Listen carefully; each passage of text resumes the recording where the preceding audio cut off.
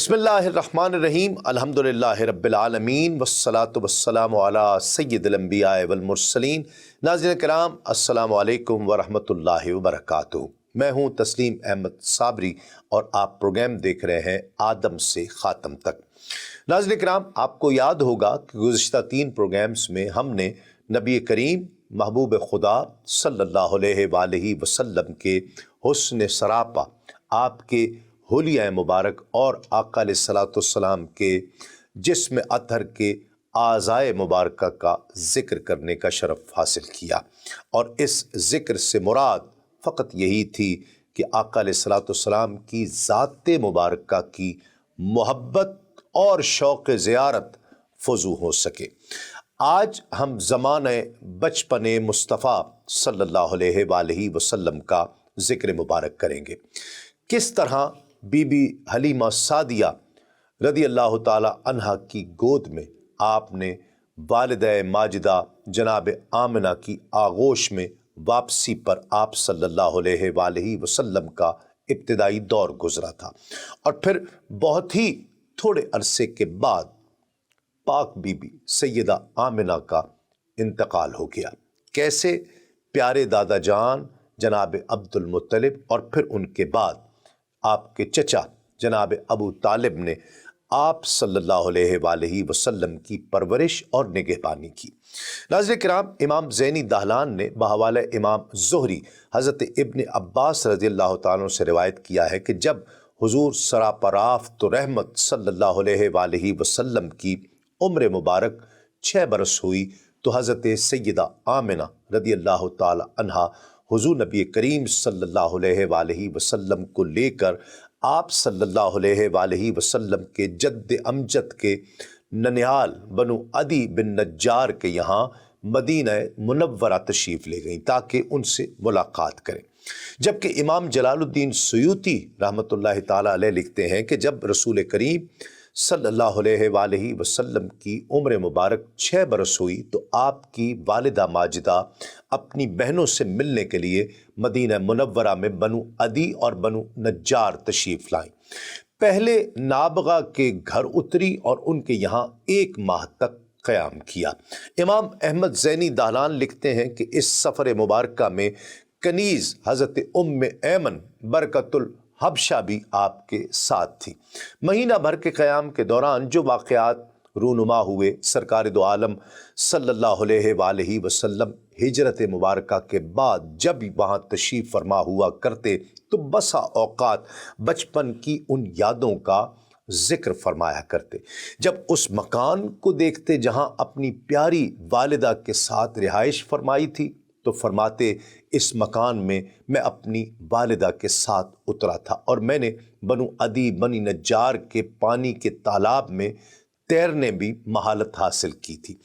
उस मुख्तसर क़याम के दौरान एक यहूदी ने हुज़ूर नबी करीम सल्लल्लाहु अलैहि वसल्लम को देखा तो पूछा, या ग़ुलामो मा इस्मुका, ए बच्चे तुम्हारा नाम क्या है? आका अलैहिस्सलाम फरमाते हैं, मैंने कहा मेरा नाम अहमद है। फिर उसने मेरी पीठ की तरफ देखा, फिर मैंने उसको ये कहते सुना कि ये इस उम्मत का नबी है। फिर वो अपने यहूदी उलमा के पास गया और उन्हें जाकर ये बताया कि मेरी वालिदा को भी इसका पता चल गया। तो उनके दिल में यहूद की तरफ से तरह तरह के अंदेशे पैदा होने लगे। उम्मे ऐमन कहती हैं कि मैंने उन यहूदियों को जो हुज़ूर नबी करीम सल्लल्लाहु अलैहि वसल्लम को देखने के लिए यके बाद दीगरे आया करते थे, ये कहते सुना कि ये इस उम्मत के नबी हैं और ये यानी मदीनातुल मुनव्वरा इनका दारे हिजरत बनेगा। इन अंदेशों के बायस सैयदा आमिना ने वहाँ मज़ीद ठहरना मुनासिब नहीं समझा और मक्कातुल मुकर्रमा वापस जाने की तैयारी शुरू कर दी। हम मदीनातुल मुनव्वरा से रवाना हुए और जब अबवा के मकाम पर पहुँचे तो सैयदा आमिना रदियल्लाहु ताला अन्हा की तबीयत नासाज हो गई। आपका वहीं पर विसाल हुआ और आप वहीं पर मदफून हैं। नाज़रीन किराम, अबवा ये मकाम मक्कातुल मुकर्रमा और मदीनातुल मुनव्वरा के दरमियान उसके माबैन एक जगह का नाम है। दूसरे कौल के मुताबिक हज़रत आमिना रज़ी अल्लाह ताला अन्हा अल हुजून में मदफून हुई, ताहम ज़्यादा मुस्तनद अबवा ही है। उस वक्त سیدہ آمنہ کی عمر مبارک 20 برس کے لگ بھگ تھی۔ اس حوالے سے علامہ بلازری رحمۃ اللہ تعالیٰ علیہ لکھتے ہیں کہ جب آپ حضرت سیدنا عبد المطلب اور حضرت سیدتنا ام ایمن کی رفاقت میں حضرت سیدنا عبداللہ رضی اللہ تعالیٰ عنہ کی قبر مبارک پر حاضر ہوئیں، جیسا کہ آپ کا معمول تھا، تو واپس آتے ہوئے مقام ابوا پر وفات پا گئیں اور اسی جگہ پر آپ کو سپرد خاک کیا گیا۔ علامہ جلال الدین سیوطی رحمۃ اللہ علیہ بحوالہ ابو نعیم رحمۃ اللہ تعالی بسند زہری ام سما بنت ابی رحم سے، اور انہوں نے اپنی امہات سے روایت کی ہے کہ میں رسول اللہ صلی اللہ علیہ وآلہ وسلم کی والدہ ماجدہ سیدہ آمنہ رضی اللہ تعالی عنہ کے پاس مرض الموت کے زمانے میں موجود تھی۔ حضور نبی کریم صلی اللہ علیہ وآلہ وسلم کہ جن کی عمر مبارک اس وقت صرف 5 برس تھی، بیمار والدہ کے سرہانے بیٹھے تھے اور مریضہ ماں اپنے صاحبزادے کو دیکھ رہی تھی۔ پھر سیدہ آمنہ نے یہ اشعار پڑھے جن کا ترجمہ ہے کہ اے میرے بیٹے، اللہ تعالیٰ تمہاری عمر میں برکت دے، اے اس شخص کے فرزند جو میرا شوہر ہے اور وہ وفات پا چکا ہے، جس نے انعام و اکرام والے خدا کی مدد سے اس وقت نجات پائی تھی جب قرعہ اندازی میں ان کا نام نکلا تھا۔ پھر ان کی دیت میں چھوڑے ہوئے 100 اونٹ ذبح کیے گئے۔ دیکھا ہے اگر وہ صحیح ہے تو یقیناً آپ صلی اللہ علیہ وآلہ وسلم لوگوں کی طرف عظمت و جلالت والے خدا کی جانب سے مبعوث ہوں گے۔ آپ صلی اللہ علیہ وآلہ وسلم حرم میں مبعوث ہوں گے۔ بلا شبہ اسلام کے ساتھ آپ کی بعثت ہوگی۔ اسلام بلا شبہ تمہارے نیکوکار والد حضرت سیدنا ابراہیم علیہ السلام کا دین ہے۔ اب اللہ رب العزت آپ کو بتوں سے محفوظ رکھے کہ آپ لوگوں کے ساتھ ان کی پیروی نہ کریں۔ ناظرین کرام، گویا یہ سیدہ آمنہ کی جانب سے نبی کریم صلی اللہ علیہ وآلہ وسلم کی اس وقت نبوت کی شہادت تھی۔ ان اشعار کے بعد حضرت سیدہ آمنہ رضی اللہ تعالی عنہا نے فرمایا، ہر جینے والے کو مرنا ہے، ہر جدید کو قدیم اور ہر بڑھاپے کے لیے موت ہے۔ اب میں مرنے والی ہوں مگر میری یاد باقی رہنے والی ہے۔ بلا شبہ میں نے آپ صلی اللہ علیہ وآلہ وسلم کو خیر کے ساتھ چھوڑا اور عظمت و طہارت کے ساتھ آپ کو پیدا کیا۔ پھر وہ وصال فرما گئیں اور ہم نے جنات کو ان پر روتے سنا، اور ہم نے ان کے نوحہ کے چند اشعار یاد رکھے ہیں جو یہ ہیں، اور جس کا ترجمہ ہے کہ ہم اس جوان محترمہ کی موت پر روتے ہیں جو نیکوکار، امانتدار، صاحب جمال، عفیفہ اور وقار والی ہیں۔ وہ حضرت عبداللہ کی زوجہ اور ان کی رفیقہ حیات اور صاحب سکینہ اللہ کے نبی کی والدہ ہیں۔ وہ نبی مدینہ طیبہ میں صاحب منبر ہوگا، ان کی والدہ اپنی قبر میں مدفون ہو گئیں۔ علامہ ابن اسیر لکھتے ہیں کہ اللہ رب العزت کی طرف سے آپ رضی اللہ تعالی عنہ کی قبر انور کی حفاظت کا اہتمام یوں ہوا کہ کچھ کفار کا گزر مقام ابوا سے ہوا تو انہوں نے چاہا کہ سیدہ آمنہ رضی اللہ تعالی عنہ کا جسد مبارک قبر سے نکال کر نبی کریم صلی اللہ علیہ وآلہ وسلم کو معاذ اللہ تکلیف پہنچائیں، لیکن اللہ رب العزت نے اپنے نبی صلی اللہ علیہ وآلہ وسلم کی والدہ کے اکرام کی خاطر انہیں اس ناپاک ارادے سے باز رکھا۔ ناظرین کرام، طبقات ابن سعد میں تحریر ہے کہ اس سانحے کے بعد ام ایمن نے حضور نبی کریم صلی اللہ علیہ وآلہ وسلم کو لے کر مکے مراجعت فرمائی۔ سواری میں وہی دونوں اونٹ تھے جنہیں مدینے جاتے وقت لائے گئے تھے۔ جب والدہ زندہ تھیں تب بھی اور بعد میں بھی ام ایمن ہی حضور نبی کریم صلی اللہ علیہ وآلہ وسلم کو پالتی اور پوستی تھی۔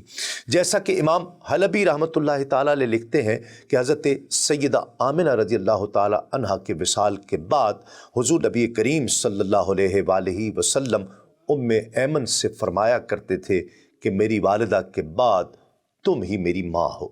دوسروں سے بھی آپ یہی فرمایا کرتے کہ میری والدہ کے بعد ام ایمن ہی میری ماں ہے۔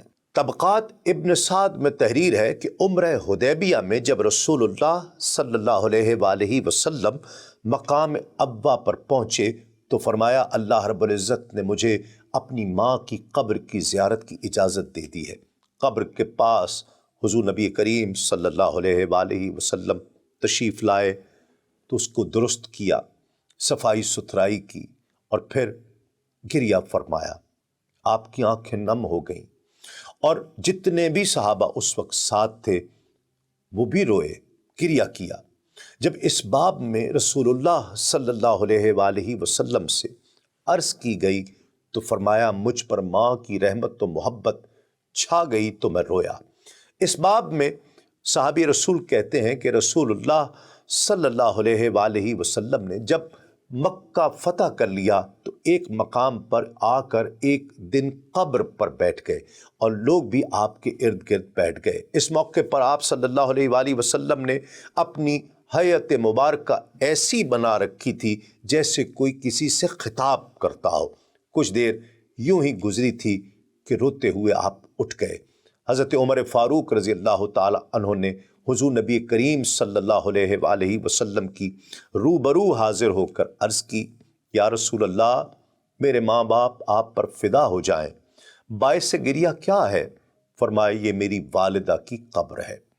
امام حلبی رحمۃ اللہ تعالی علیہ لکھتے ہیں کہ حضرت سیدہ آمنہ کے انتقال کے بعد حضور نبی کریم صلی اللہ علیہ وآلہ وسلم اپنے مبارک دادا جناب عبد المطلب کی نگرانی اور پرورش میں آ گئے تھے۔ جناب عبد المطلب کو بھی آپ سے جو بے انتہا محبت تھی اس کا اندازہ اس بات سے کیا جا سکتا ہے کہ کعبے کے سائے میں حجر اسود کے پاس جناب عبد المطلب کے لیے ایک فرش بچھایا جاتا تھا جس پر وہ آپ بیٹھا کرتے تھے، اور ان کے احترام میں ان کے گھر والوں یا قریش میں سے کوئی شخص اس پر بیٹھا نہیں کرتا تھا۔ ان کے بیٹے حرب ابن امیہ اور دوسرے بڑے بڑے قریشی سردار یعنی سارے اس سے ہٹ کر اس فرش کے چاروں طرف بیٹھا کرتے تھے، اس پر کوئی نہیں بیٹھتا تھا، مگر رسول اللہ صلی اللہ علیہ وآلہ وسلم وہاں تشریف لایا کرتے تو سیدھے اس فرش پر جا کر بیٹھ جاتے۔ آپ کے چچا یہ دیکھتے تو جناب عبد المطلب کے ادب کی وجہ سے آپ صلی اللہ علیہ وآلہ وسلم کو پکڑ کر وہاں سے ہٹانا چاہتے تاکہ اس فرش سے علیحدہ آپ کو کہیں بٹھائیں، مگر جناب عبد المطلب جب یہ دیکھتے تو فوراً کہتے کہ میرے بیٹے کو چھوڑ دو، خدا کی قسم یہ بڑی شان والا ہے۔ اس کے بعد وہ حضور نبی کریم صلی اللہ علیہ وآلہ وسلم کو اپنے پاس اس فرش پر بٹھاتے اور آپ کی کمر مبارک پر محبت سے ہاتھ پھیرتے رہتے اور آپ کی باتیں دیکھ دیکھ کر سن سن کر خوش ہوتے۔ اسی روایت میں جناب عبد المطلب کا جو جملہ نقل ہوا اس کو حضرت ابن عباس رضی اللہ تعالیٰ عنہ نے اس طرح بیان کیا کہ جناب عبد المطلب کہا کرتے کہ میرے بیٹے کو یہیں بیٹھنے دو، اس لیے کہ اس کو خود بھی اس بات کا احساس ہے کہ اس کی شان بہت بڑی ہے۔ فرمایا کرتے کہ میری آرزو ہے کہ یہ ایسا بلند مرتبہ پائے جو کسی عرب کو نہ اس سے پہلے حاصل ہوا ہو اور نہ بعد میں حاصل ہو سکے۔ پھر ایک روایت میں ہے کہ یہ فرمایا کہ میرے بیٹے کو چھوڑ دو کیونکہ اس کے مزاج میں طبعی طور پر بلندی ہے۔ ایک روایت میں ہے کہ یہ الفاظ کہے کہ میرے بیٹے کو میرے اس فرش پر ہی واپس بھیج دو، اس لیے کہ اس کی طبیعت اسے خود یہ احساس دلاتی ہے کہ وہ ایک عظیم بادشاہی کرے گا، اس کی شان بڑی نرالی ہوگی۔ امام جلال الدین سیوطی تحریر کرتے ہیں کہ ابو نعیم نے واقدی کی سند کے ساتھ ان کے مشائخ سے روایت کی کہ ہم ایک روز حجر اسود کے قریب جناب عبد المطلب کے ساتھ بیٹھے ہوئے تھے اور نجران کا ایک پادری جو ان کا دوست تھا ان سے باتیں کر رہا تھا کہ ہم ایک نبی کی خبر پاتے ہیں جو بنو اسماعیل سے ہوگا، یہ شہر مکہ اس کی ولادت گاہ ہے اور اس کی یہ علامات ہیں۔ اتفاقاً اس وقت رسول اللہ صلی اللہ علیہ وآلہ وسلم وہاں تشریف لے آئے۔ پادری نے آپ کی آنکھوں، پشت اقدس اور قدمین شریفین کو بغور دیکھا اور کہنے لگا وہ نبی یہی ہے وہ نبی۔ اس نے پوچھا آپ کا ان سے رشتہ کیا ہے؟ تو جناب عبد المطلب نے جواب دیا یہ میرا فرزند ہے۔ پادری نے کہا نہیں، ان کے بارے میں ایک علامت یہ بھی ہے کہ اس نبی کے والد حیات نہیں رہیں گے۔ تو جناب عبد المطلب نے کہا دراصل یہ میرا پوتا ہے اور اس کے باپ نے اس وقت وفات پائی جب کہ یہ حمل میں تھا۔ پادری نے کہا آپ نے سچ فرمایا۔ اس کے بعد جناب عبد المطلب نے اپنے بیٹوں کو آپ صلی اللہ علیہ وآلہ وسلم کی حفاظت کے لیے خاص ہدایت فرمائی۔ ناظرین کرام، یہ مبارک تذکرہ جاری ہے ایک مختصر سے وقفے کے بعد۔ ناظرین کرام، خوش آمدید۔ آپ پروگرام دیکھ رہے ہیں آدم سے خاتم تک۔ ہم آقا علیہ الصلوۃ والسلام کے آج بچپن مبارکہ کا تذکرہ کرنے کی سعادت حاصل کر رہے ہیں۔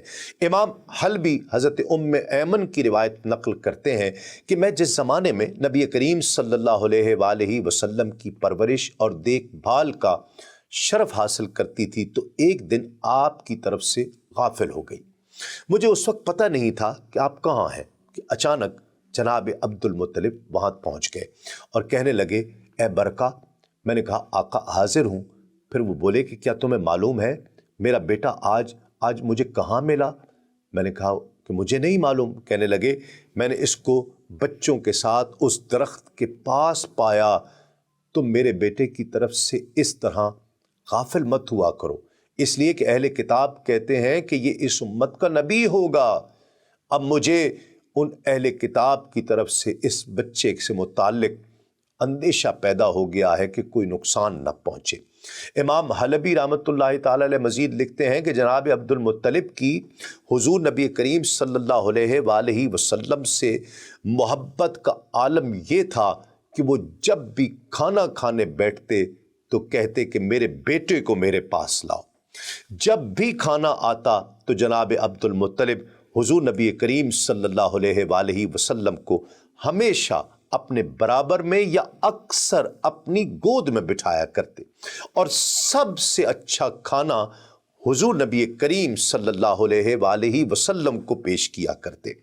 امام جلال الدین سیوطی تحریر کرتے ہیں کہ ابن مندہ نے قندیر بن سعید کی سند سے انہوں نے اپنے والد سے روایت کی کہ ایک روز زمانہ جاہلیت میں زیارت بیت اللہ کو میرا جانا ہوا۔ میں نے خانہ کعبہ کا طواف کرتے ہوئے ایک شخص کو دیکھا جو یہ پڑھ رہا تھا کہ اے میرے رب، مجھ پر سواری کرنے والے محمد کو مجھے لوٹا دے، اے میرے رب اسے پلٹا دے اور میرے ہاتھ مضبوط کر دے۔ میں نے حیران ہو کر لوگوں سے پوچھا کہ یہ کون شخص ہے؟ لوگوں نے بتایا کہ یہ سردار قریش جناب عبد المطلب ہے۔ ان کے بہت سے اونٹ ہیں، جب ان میں سے کوئی گم ہو جاتا ہے تو اپنے کسی بیٹے کو بازیابی کے لیے بھیجا کرتے ہیں، اور جب بیٹے تلاش میں ناکام ہو جاتے ہیں تو پھر اپنے پوتے کو روانہ کرتے ہیں۔ اس وقت انہوں نے اپنے پوتے کو روانہ کیا ہوا ہے کیونکہ ان کے بیٹے اونٹ کی تلاش میں ناکام لوٹے تھے۔ اس گفتگو کو ابھی کچھ زیادہ وقت نہیں گزرا تھا کہ رسول اللہ صلی اللہ علیہ وآلہ وسلم اونٹ کو لے کر وہاں تشریف لے آئے۔ امام حلبی رحمۃ اللہ علیہ لکھتے ہیں کہ حضور نبی کریم صلی اللہ علیہ وآلہ وسلم جب 7 برس کے ہوئے تو آپ کو بہت شدید آشوب چشم ہوا۔ مکے میں آپ کا علاج کیا گیا مگر افاقہ نہیں ہو رہا تھا۔ جناب عبد المطلب سے کسی نے کہا کہ عکاظ کے علاقے میں ایک راہب ہے جو آنکھوں کی تکلیف کا علاج کرتا ہے۔ جناب عبد المطلب حضور نبی کریم صلی اللہ علیہ وآلہ وسلم کو لے کر وہاں تشریف لے گئے۔ اس کی خانقاہ کا دروازہ بند تھا، اس لیے جناب عبد المطلب نے اس راہب کو آواز دی مگر راہب نے کوئی جواب نہیں دیا۔ اچانک خانقاہ میں شدید زلزلہ آیا اور راہب کو یہ ڈر ہوا کہ کہیں عمارت اس پر گر نہ جائے، اس لیے ایک دم دوڑ کر باہر نکلا اور بچے کو دیکھ کر جناب عبد المطلب، جنہیں غالباً وہ پہلے سے پہچانتا تھا، اس سے کہا کہ اے عبد المطلب، یہ لڑکا اس امت کا نبی ہے۔ اگر میں باہر نہ نکل آتا تو یہ عبادت گاہ یقیناً میرے اوپر گر پڑتی۔ اس لڑکے کو لے کر فوراً لوٹ جاؤ اور اس کی حفاظت کرو کہ کہیں اہل کتاب یعنی یہودیوں اور عیسائیوں میں سے کوئی اسے قتل نہ کر دے۔ جبکہ ایک اور روایت میں ہے کہ جیسے ہی راہب نے نبی کریم صلی اللہ علیہ وآلہ وسلم کو دیکھا، وہ فوراً عبادت خانے میں اپنے گیا اور نہا دھو کر کپڑے بدلے اور پھر ایک صحیفہ یعنی کتاب نکال کر ساتھ لایا۔ پھر کبھی وہ اس کتاب میں کچھ دیکھتا اور پھر حضور نبی کریم صلی اللہ علیہ وآلہ وسلم کو دیکھتا، اور یہ عمل جاری رکھا۔ آخر اس نے کہا، خدا کی قسم یہ خاتم النبیین ہے۔ پھر اس نے جناب عبد المطلب سے کہا کہ اے عبد المطلب، کیا انہیں آشوب چشم ہوا ہے؟ جناب عبد المطلب نے کہا کہ ہاں۔ اس نے کہا، اس کی دوا تو خود ان کے پاس ہی موجود ہے۔ عبد المطلب، ان کا اپنا لعاب دہن لو اور ان کی آنکھوں پر لگا دو۔ جناب عبد المطلب نے ایسا ہی کیا تو آپ کی آنکھیں اسی وقت ٹھیک ہو گئی۔ پھر راہب نے کہا، اے عبد المطلب، خدا کی قسم یہی وہ انسان ہے جس کے نام پر میں اللہ تعالیٰ کی قسم کھاتا ہوں تو بیماروں کو شفا ہو جایا کرتی ہے، اور آشوب چشم انہی کے صدقے سے ٹھیک ہو جایا کرتا ہے۔ ناظرین کرام، سیرت ابن حشام میں تحریر ہے کہ جب حضور نبی کریم صلی اللہ علیہ وآلہ وسلم کی عمر مبارک 8 برس ہوئی تو آپ صلی اللہ علیہ وآلہ وسلم کے جد امجد جناب عبد المطلب دار فانی کو الوداع کہہ گئے۔ اس وقت عام الفیل کو گزرے 8 سال گزر چکے تھے۔ ابن اسحاق رحمۃ اللہ تعالی علیہ فرماتے ہیں کہ مجھے عباس بن عبداللہ بن معبد بن عباس نے بعض اہل علم سے روایت کیا ہے کہ جب جناب عبد المطلب کا انتقال ہوا، اس وقت حضور نبی کریم صلی اللہ علیہ وآلہ وسلم کی عمر مبارک 8 برس تھی۔ ابن اسحاق رحمۃ اللہ تعالی علیہ فرماتے ہیں کہ مجھے محمد بن سعید بن مسیب نے بیان کیا ہے کہ جب جناب عبد المطلب کی وفات کا وقت قریب آن پہنچا اور انہیں یہ معلوم ہو گیا، اندازہ ہو گیا کہ اب اس عالم فانی کو چھوڑنے کا وقت قریب آن پہنچا ہے، تو انہوں نے اپنی بیٹیوں کو جمع کیا۔ آپ کی 6 بیٹیاں تھیں، ایک صفیہ، برق، عاتقہ، ام حکیم، البیضہ، امیمہ اور اروی۔ جناب عبد المطلب نے ان سے فرمایا کہ مجھ پر بین کرو، کیونکہ میں مرنے سے پہلے سننا چاہتا ہوں کہ تم میری میت پر کیا کہو گی۔ پھر ہر بیٹی نے اہل عرب کی روایتی بلاغت کے ساتھ اپنے اپنے انداز میں جناب عبد المطلب کے مرثیے پڑھے۔ جب حضرت عبد المطلب نے اپنی بیٹیوں کی یہ نوحہ خوانی سنی تو اس وقت وہ موت کے قریب تر پہنچ چکے تھے۔ انہوں نے مرثیوں کو پسند کرتے ہوئے اپنے سر سے اشارہ کیا کہ ہاں، اسی طرح مجھ پر رونا۔ سیرت حلبیہ میں تحریر ہے کہ انتقال کے وقت جناب عبد المطلب کی عمر مبارک 95 برس کی تھی۔ یہ بھی کہا گیا ہے کہ 120 برس کی عمر تھی، اور یہ بھی روایت ملتی ہے کہ 140 برس عمر تھی، مگر 140 کی عمر کا قول کمزور ہے، اور شاید اسی وجہ سے علامہ ابن جوزی نے جناب عبد المطلب کو ان لوگوں میں شمار نہیں کیا جن کی عمریں بہت زیادہ ہوا کرتی ہیں۔ ایک قول یہ بھی ہے ناظرین کرام کہ جناب عبد المطلب کی عمر مبارک 92 برس ہوئی، مگر یہ صرف حافظ دمیاطی کا قول ہے۔ اسی طرح یہ بھی کہا گیا ہے کہ عمر 144 برس تھی۔ ایک مرتبہ کسی نے حضور نبی کریم صلی اللہ علیہ وآلہ وسلم سے پوچھا کہ یا رسول اللہ صلی اللہ علیہ وآلہ وسلم، کیا آپ کو جناب عبد المطلب کی وفات یاد ہے؟ تو آپ نے فرمایا کہ ہاں، اس وقت میں 8 برس کا تھا۔ ام ایمن بیان کرتی ہیں کہ جب جناب عبد المطلب کا انتقال ہوا تو حضور نبی کریم صلی اللہ علیہ وآلہ وسلم ان کے پلنگ کے پیچھے کھڑے ہوئے شدت غم سے رو رہے تھے۔ اس وقت آپ کی عمر مبارک 8 برس تھی۔ جناب عبد المطلب کو ہجون کے مقام پر ان کے دادا قصی کے پاس دفن کر دیا گیا۔ حضرت عبد المطلب کی شان سے متعلق حضرت ابن عباس رضی اللہ تعالیٰ عنہ روایت کرتے ہیں کہ رسول اللہ صلی اللہ علیہ وآلہ وسلم نے فرمایا کہ میرے دادا جناب عبد المطلب کو روز قیامت بادشاہوں اور معزز لوگوں کی پوشاک میں اٹھایا جائے گا۔ جب جناب عبد المطلب کا وقت آخر ہو گیا تو انہوں نے حضور نبی کریم صلی اللہ علیہ وآلہ وسلم کو آپ کے سگے چچا جان جناب ابو طالب کے سپرد کیا۔ جناب ابو طالب بھی انہی لوگوں میں سے تھے جنہوں نے اپنے باپ جناب عبد المطلب کی طرح جاہلیت کے زمانے میں بھی شراب کو اپنے اوپر حرام کر رکھا تھا۔ جناب ابو طالب در حقیقت ان کا لقب تھا۔ جہاں تک ان کے نام کا تعلق ہے، اس بارے میں صحیح قول یہ ہے کہ ان کا نام عبد مناف تھا اور کنیت ابو طالب تھی۔ جب حضور نبی کریم صلی اللہ علیہ وآلہ وسلم کو جناب ابو طالب کے سپرد کر دیا گیا تو وہ آپ صلی اللہ علیہ وآلہ وسلم سے اتنی محبت کرنے لگے کہ اپنے بیٹوں میں سے بھی کسی سے اتنی محبت نہیں کرتے تھے۔ یہاں تک کہ جب وہ سویا کرتے تب بھی حضور نبی کریم صلی اللہ علیہ وآلہ وسلم کو اپنے برابر لٹایا کرتے تھے۔ جو بہترین کھانا ہوتا تھا وہ حضور نبی کریم صلی اللہ علیہ وآلہ وسلم کو پیش کیا کرتے تھے۔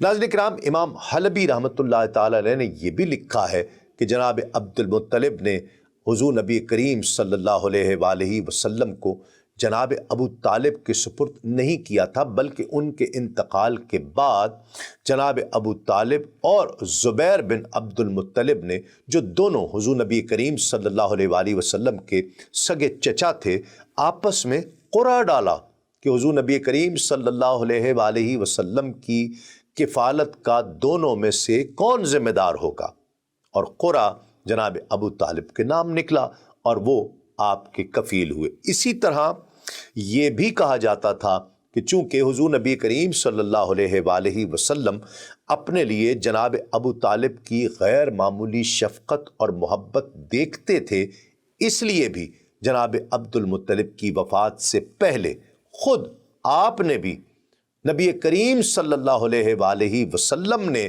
جناب ابو طالب کے پاس رہنا پسند فرمایا تھا، مگر جناب ابو طالب کے ساتھ حضرت زبیر بھی آپ کی نگرانی اور کفالت میں شریک تھے۔ ایک قول یہ بھی ہے کہ جناب عبد المطلب کی وفات کے بعد حضرت زبیر ہی آپ صلی اللہ علیہ وآلہ وسلم کے کفیل ہوئے تھے، پھر ان کے انتقال کے بعد آپ کو جناب ابو طالب نے اپنی تربیت اور نگرانی میں لے لیا تھا۔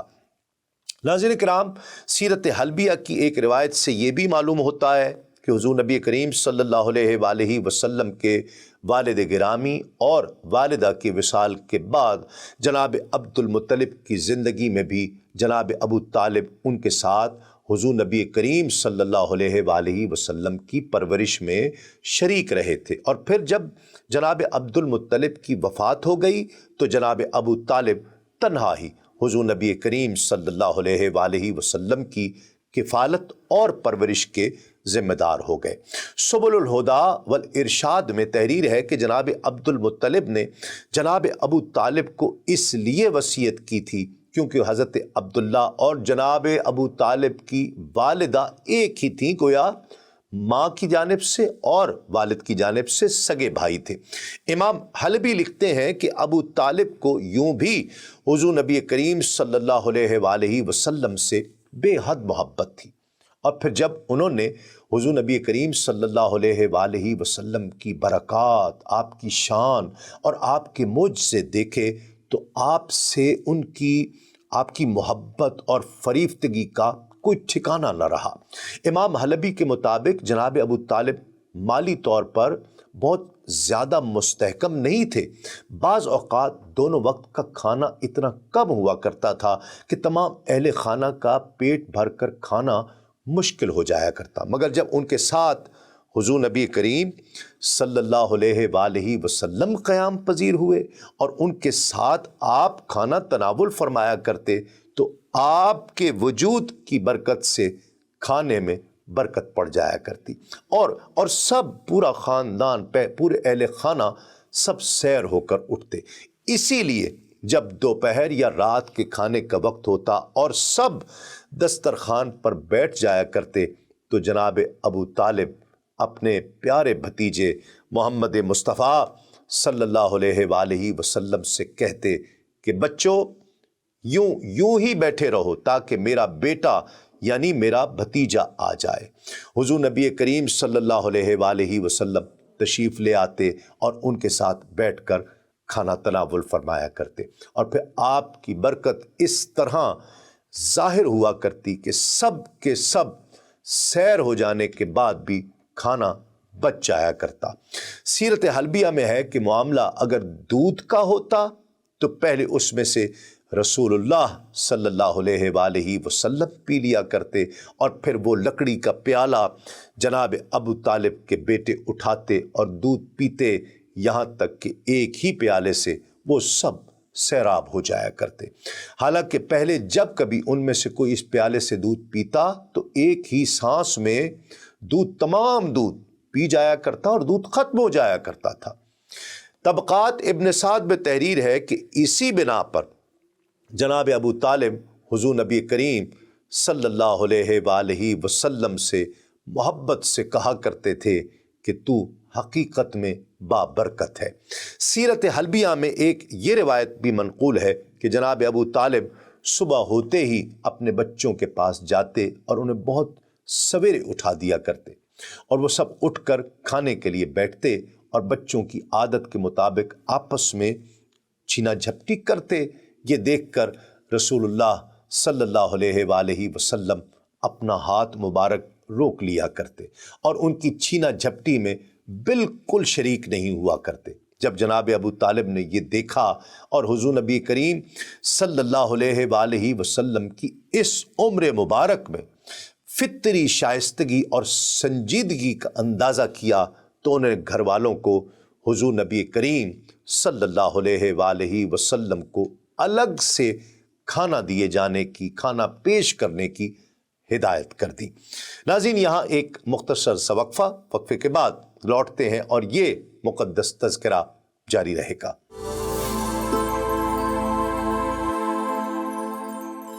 ناظرین کرام، خوش آمدید۔ آپ پروگرام دیکھ رہے ہیں آدم سے خاتم تک۔ حضور کے مبارک بچپن کا تذکرہ ہو رہا ہے، اور یہ تذکرہ وقفے سے پہلے ہو رہا تھا کہ حضور نبی کریم صلی اللہ علیہ وآلہ وسلم کی خدمت میں جناب ابو طالب الگ سے کھانا پیش کیا کرتے، پہلے کھانا پیش کیا کرتے اور آپ سے انتہائی محبت فرمایا کرتے۔ امام حلبی لکھتے ہیں کہ سب بچے جب صبح کو اٹھتے تو اس حال میں ہوتے کہ بال الجھے ہوئے ہوتے اور آنکھوں میں میل بھرا ہوتا تھا، مگر حضور نبی کریم صلی اللہ علیہ وآلہ وسلم کی یہ بھی خصوصیت اور معجزہ تھا کہ آپ جب صبح اٹھا کرتے تو آپ کے بال سنورے ہوئے ہوتے تھے اور آنکھوں میں سرمے کی ڈوری ہوا کرتی تھی۔ ام ایمن جو حضور نبی کریم صلی اللہ علیہ وآلہ وسلم کی باندی تھی اور آپ کو اپنے والد کے ترکے میں ملے تھیں، وہ کہتی ہیں کہ میں نے کبھی حضور نبی کریم صلی اللہ علیہ وآلہ وسلم کو بھوک کی شکایت کرتے ہوئے نہیں دیکھا، نہ بچپن میں اور نہ بڑے ہونے کے بعد۔ یعنی آپ کا صبر کمال تھا، میں نے اور کسی میں ایسا صبر کسی بچے میں نہیں دیکھا ہے۔ طبقات ابن سعد میں بحوالہ ابن القبطیہ تحریر ہے کہ جناب ابو طالب کے لیے بطحا میں ایک دوہرا بچھونا رکھ دیا جاتا تھا جس پر وہ تکیہ لگا کر بیٹھا کرتے تھے۔ ایک مرتبہ رسول اللہ صلی اللہ علیہ وآلہ وسلم نے آ کر اسے بچھا لیا اور اسی پر لیٹ گئے۔ جناب ابو طالب آئے اور تکیہ لگانا چاہا تو وہ بچھونا نہیں ملا۔ پوچھا کہ بچھونے کو کیا ہوا؟ لوگوں نے جواب دیا کہ وہ تو آپ کے بھتیجے نے لے لیا ہے۔ جناب ابو طالب نے کہا، ہل لبتھا کی قسم، حقیقت ہے یہ میرا بھتیجا نعمت کی قدر کرتا ہے۔ امام زینی دہلان لکھتے ہیں کہ ابن عساکر نے حلیمہ بن عرفتہ سے روایت کیا ہے کہ انہوں نے کہا کہ ایک بار میں مکہ مکرمہ گیا تو اس وقت اہل مکہ قحط سالی کا شکار تھے۔ اہل مکہ میں سے کسی نے مشورہ دیا کہ خشک سالی سے نجات کے لیے لات و عزیٰ کی طرف چلو، تو کسی نے کہا کہ منات کی طرف چلو۔ تاہم ایک خوبصورت باجمال اور عمدہ رائے والے شخص نے کہا، تم کہاں بھٹکے پھر رہے ہو لات اور منات کے چکر میں؟ تم حضرت ابراہیم علیہ السلام کی اولاد اور حضرت اسماعیل علیہ السلام کی نسل بھی باقی ہے۔ لوگوں نے کہا شاید تمہاری مراد خواجہ ابو طالب ہے؟ تو اس بزرگ نے کہا ہاں۔ وہ سارے لوگ اٹھ کر کھڑے ہو گئے، میں بھی ان کے ساتھ گیا۔ ہم نے جناب ابو طالب کے دروازے پر دستک دی، وہ باہر نکلے تو سارے افراد ان کے پاس آ گئے۔ انہیں عرض کی کہ اے ابو طالب، وادی قحط کا شکار ہو گئی ہے، اہل و عیال بھوکے مرنے لگے ہیں، آپ آئیے ہمارے لیے بارش کی دعا کیجیے۔ جناب ابو طالب اس ہجوم کے ساتھ باہر نکلے، ان کے ہمراہ ایک دلربا اور من موہنا بچہ بھی تھا۔ یوں لگتا تھا کہ مہر منیر ابھی بادلوں کی اوٹ سے باہر نکلا ہو۔ آپ صلی اللہ علیہ وآلہ وسلم کے ارد گرد آپ کے ہم عمر بچے بھی تھے۔ جناب ابو طالب نے آپ صلی اللہ علیہ وآلہ وسلم کو پکڑا اور پشت انور آپ کی خانہ کعبہ کے ساتھ لگا دی۔ آپ نے ایک عاجز اور آہو زاری کرنے والے انسان کی طرح مبارک انگلی سے آسمان کی طرف اشارہ کیا۔ اس وقت آسمان پر بادل کا ایک ٹکڑا بھی نہیں تھا، لیکن پھر اچانک ہر طرف سے بادل امٹ کر آئے اور اتنی کثرت سے بارش ہوئی کہ رم جھم ہو گئی، ساری وادیاں پانی سے لبریز ہو گئیں۔ اسی واقعے کی طرف اشارہ کرتے ہوئے جناب ابو طالب نے جب حضور نبی کریم صلی اللہ علیہ وآلہ وسلم کی بعثت مبارکہ ہوئی، اعلان نبوت فرمایا اور قریش مکہ نے آپ کو اذیت پہنچانے میں کوئی کسر اٹھا نہیں رکھی، تو کئی اشعار کہے جس میں حضور نبی کریم صلی اللہ علیہ وآلہ وسلم کی اسی برکت کا بھی تذکرہ کیا۔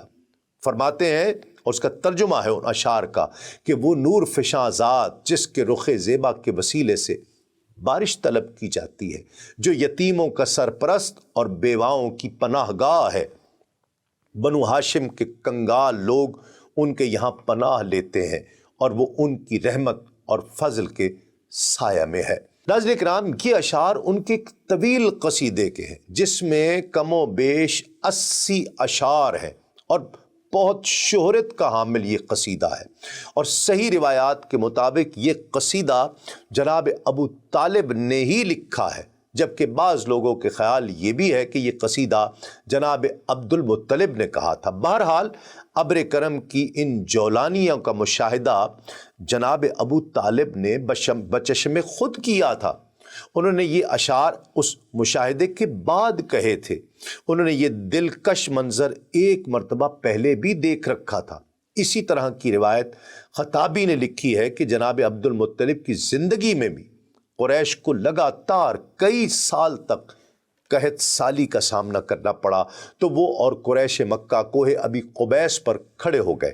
انہوں نے محمد مصطفیٰ صلی اللہ علیہ وآلہ وسلم کو اپنے کاندھے پر بٹھا لیا، پھر دعا مانگی، تو اسی وقت ابر کرم کا نزول شروع ہوا۔ یہ منظر بھی جناب ابو طالب اپنی آنکھوں سے دیکھ چکے ہوئے تھے۔ امام حلبی رحمۃ اللہ تعالی علیہ نے سرکار دو عالم صلی اللہ علیہ وآلہ وسلم کے بچپن کے کچھ مزید حیرت انگیز واقعات بیان فرمائے ہیں۔ جناب ابو طالب سے روایت ہے کہ ایک مرتبہ میں ذی المجاز کے میلے میں تھا کہ یہ عرفات سے یہ ایک فرسخ یعنی 12,000 گز، جو تقریباً 8 کلومیٹر کے فاصلے پر ایک جگہ کا نام تھا، جہاں زمانہ جاہلیت میں ایک بازار یا میلہ لگا کرتا تھا۔ کہتے ہیں کہ میرے ساتھ میرا بھتیجا بھی تھا کہ اچانک مجھے پیاس لگی۔ میں نے اپنے بھتیجے محمد مصطفیٰ صلی اللہ علیہ وآلہ وسلم سے پیاس کا ذکر کیا اور کہا کہ بھتیجے، مجھے بہت پیاس لگ رہی ہے۔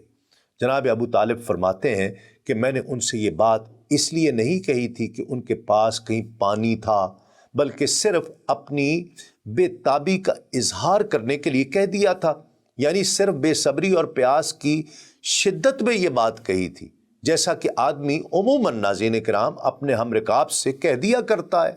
جناب ابو طالب کہتے ہیں کہ وہ یہ سن کر فوراً اپنی سواری سے اترے اور مجھ سے کہنے لگے، چچا جان، کیا پیاس لگی ہے آپ کو؟ میں نے کہا ہاں۔ انہوں نے زمین پر اپنی ایڑی ماری۔ ایک روایت میں آتا ہے کہ ایک پتھر پر اپنا پیر مبارک مارا اور زبان سے کچھ کہا۔ اچانک جناب ابو طالب کہتے ہیں کہ میں نے دیکھا کہ وہاں سے ایسا عمدہ پانی پھوٹ کر نکلا کہ میں نے اس جیسا پہلے کبھی پانی نہیں دیکھا تھا۔ پھر انہوں نے مجھ سے پانی پینے کے لیے کہا۔ میں نے خوب سیر ہو کر پانی پی لیا تو انہوں نے مجھ سے پوچھا کہ چچا جان کیا آپ سیر ہو گئے؟ میں نے کہا ہاں۔ انہوں نے پھر اس جگہ اپنی ایڑی ماری اور وہ جگہ دوبارہ ایسی ہی خشک ہو گئی جیسے پہلے موجود تھی۔ ناظرین کرام، یہ معجزہ تھا جو جناب ابو طالب اپنی نگاہوں سے دیکھ رہے تھے۔ سبل الہدا والارشاد میں تحریر ہے کہ حضور نبی کریم صلی اللہ علیہ وآلہ وسلم چند سال اپنے دوسرے سگے چچا حضرت زبیر بن عبد المطلب کے ساتھ بھی رہے۔ اسی زمانے میں ایک مرتبہ حضور نبی کریم صلی اللہ علیہ وآلہ وسلم اپنے چچا کے ساتھ ایک قافلے میں یمن تشریف لے گئے۔ راستے میں ایک ایسی وادی سے گزر ہوا جس میں ایک سرکش اونٹ رہا کرتا تھا اور ہر مسافر کو وہاں سے گزرنے سے روکتا اور تنگ کیا کرتا تھا، مگر جب اس اونٹ نے حضور نبی کریم صلی اللہ علیہ وآلہ وسلم کو دیکھا تو فوراً بیٹھ گیا اور عقیدت کا اظہار کرتے ہوئے زمین سے اپنی چھاتی رگڑنے لگا۔ اس موقع پر حضور نبی کریم صلی اللہ علیہ وآلہ وسلم اپنے اونٹ سے اترے اور اس سرکش اونٹ پر سوار ہو گئے۔ یہ اونٹ آپ کو لے کر چلا اور وادی پار کروا دی۔ اس کے بعد آپ صلی اللہ علیہ وآلہ وسلم نے اس اونٹ کو چھوڑ دیا۔ اسی سفر میں جب یہ قافلہ واپس روانہ ہوا تو ایک ایسی وادی سے اس کا گزر ہوا جو طوفانی پانی سے بھری ہوئی تھی اور پانی ایسے جیسے موجیں مار رہا تھا۔ یہ دیکھ کر حضور نبی کریم صلی اللہ علیہ وآلہ وسلم نے قافلے والوں سے فرمایا کہ میرے پیچھے پیچھے آؤ۔ پھر آپ اطمینان کے ساتھ وادی میں داخل ہو گئے اور باقی لوگ آپ کے بالکل عین پیچھے پیچھے ہو گئے۔ اللہ رب العزت نے اپنی قدرت سے پانی کو خشک کر دیا اور حضور نبی کریم صلی اللہ علیہ وآلہ وسلم پورے قافلے کو لے کر پانی سے پار تشریف لے آئے۔ جب یہ قافلہ مکے پہنچا تو قافلے والوں نے یہ حیرت انگیز واقعات بیان کیے۔ لوگ یہ سن کر کہنے لگے کہ اس لڑکے کی شان ہی نرالی ہے۔ ناظرین کرام، سیرت ابن ہشام میں تحریر ہے کہ ابن اسحاق رحمۃ اللہ تعالی علیہ کہتے ہیں کہ مجھ سے یحییٰ بن عباد بن عبداللہ بن زبیر نے بیان کیا کہ وہ فرماتے ہیں کہ ان کے والد گرامی نے انہیں بتایا کہ لہب کا ایک قیافہ شناس تھا۔ لہب بنو ازد شنوا کا ایک خاندان ہوا کرتا تھا۔ وہ جب بھی مکے آتا تو لوگ اپنے بچے لے کر اس کے پاس آتے تاکہ وہ ان کے مستقبل کے بارے میں کچھ بتائے۔ تو جناب ابو طالب بھی حضور نبی کریم صلی اللہ علیہ وآلہ وسلم کو اس کے پاس لے کر آئے۔ اس نے سرسری طور پر حضور نبی کریم صلی اللہ علیہ وآلہ وسلم کی طرف دیکھا، پھر دوسرے بچے کو دیکھنے میں مشغول ہو گیا۔ جب وہ فارغ ہوا تو بہت بے تابی سے کہنے لگا کہ جو بچہ ابھی میں نے کچھ دیر پہلے دیکھا تھا اسے دوبارہ میرے پاس لاؤ۔ جب حضرت ابو طالب نے حضور نبی کریم صلی اللہ علیہ وآلہ وسلم کے بارے میں اس کی شدید حرص کو دیکھا تو انہوں نے آپ کو چھپا دیا۔ وہ کہنے لگا تمہارے لیے ہلاکت ہو، مجھے وہ بچہ دکھاؤ جو ابھی میں نے دیکھا تھا، خدا کی قسم اس کی بہت شان ہوگی۔ جناب ابو طالب آپ صلی اللہ علیہ وآلہ وسلم کو لے کر گھر واپس آ گئے۔ امام زینی دہلان لکھتے ہیں کہ اللہ رب العزت نے جاہلیت کے عیوب اور ناپسندیدہ اوصاف سے بھی اپنے حبیب صلی اللہ علیہ وآلہ وسلم کو مکمل طور پر محفوظ رکھا، یہاں تک کہ آپ صلی اللہ علیہ وآلہ وسلم اخلاق کے اعتبار سے سب سے احسن بن گئے۔ آپ صلی اللہ علیہ وآلہ وسلم ان تمام فواحش اور اخلاق رذیلہ میں سب سے زیادہ بچنے والے جو لوگوں کو عموماً آلودہ کر دیا کرتے ہیں۔ آپ مروت کے اعتبار سے قوم سے بلند اور میل ملاپ کے اعتبار سے انتہائی کریم تھے۔ آپ پڑوس کے اعتبار سے بہترین اور حلم کے اعتبار سے سب سے بڑھ کر تھے۔ آپ صلی اللہ علیہ وآلہ وسلم سب سے زیادہ امین اور صادق تھے۔ اللہ رب العزت نے حلم، صبر، شکر، عدل، زہد و تقوی، تواضع، عفت، جود و سخا، شجاعت، حیا اور مروت جیسے اخلاق نبی کریم صلی اللہ علیہ وآلہ وسلم میں بدرجہ اتم جمع فرما دیے تھے۔ اسی لیے قوم آپ کو الامین کے لقب سے پکارا کرتی تھی۔ ناظرین کرام، السیرۃ النبویہ میں بحوالہ ابن اسحاق روایت موجود ہے کہ حضور نبی کریم صلی اللہ علیہ وآلہ وسلم نے فرمایا کہ میں قریش کے بچوں میں موجود تھا کہ ہم پتھر اٹھا اٹھا کر لا رہے تھے، ہم میں سے ہر ایک نے کپڑے اتار رکھے تھے، سب اپنے اپنے کپڑوں پر پتھر اٹھا کر لا رہے تھے، میں بھی بچوں کے ہمراہ اسی طرح آنے جانے لگا کہ اچانک کسی نے مکہ مارا جس کا درد مجھے نہیں ہوا۔ اس نے مجھے کہا کہ اپنا ازار بند باندھ لیجئے، تو میں نے ازار بند باندھ لیا اور پھر پتھر اٹھا کر لانے لگا۔ اپنے ساتھیوں میں سے صرف میں نے ہی ازار بند باندھا ہوا تھا۔ ناظرین کرام، حضور نبی کریم صلی اللہ علیہ وآلہ وسلم کے ساتھ اس طرح کا واقعہ اس وقت بھی پیش آیا تھا کہ جب جناب ابو طالب زمزم کے کنویں کو درست کر رہے تھے۔ حضور نبی کریم صلی اللہ علیہ وآلہ وسلم نے اپنے معصوم بچپن میں تھے، آپ پتھر اٹھا اٹھا کر لا رہے تھے، آپ نے اپنا ازار بند لیا اور اسی پر پتھر اٹھا کر لانے لگے کہ اچانک آپ صلی اللہ علیہ وآلہ وسلم بے ہوش ہو گئے۔ جب افاقہ ہوا تو آپ کے چچا ابو طالب نے اس کی وجہ پوچھی۔ آپ نے فرمایا کہ ایک آنے والا میرے پاس آیا، اس نے سفید کپڑے پہن رکھے تھے، اس نے مجھے کہا کہ اپنا ازار بند باندھ لیجئے۔ ناظرین کرام، اس طرح کا ایک واقعہ اس وقت بھی رونما ہوا جب قریش مکہ خانہ کعبہ تعمیر کر رہے تھے۔ ناظرین کرام، آج کے لیے اتنا ہی۔ انشاءاللہ اگلے پروگرام میں ہم آقا علیہ الصلوۃ والسلام کے بچپن سے لڑکپن کے واقعات کا، بالخصوص جس میں سفر شام کا تذکرہ بھی کریں گے۔ دیکھتے رہیے آدم سے خاتم تک صرف سنو ٹی وی پر۔ تسلیم احمد صابری کو اجازت دیجیے۔ السلام علیکم۔ تسلیمات۔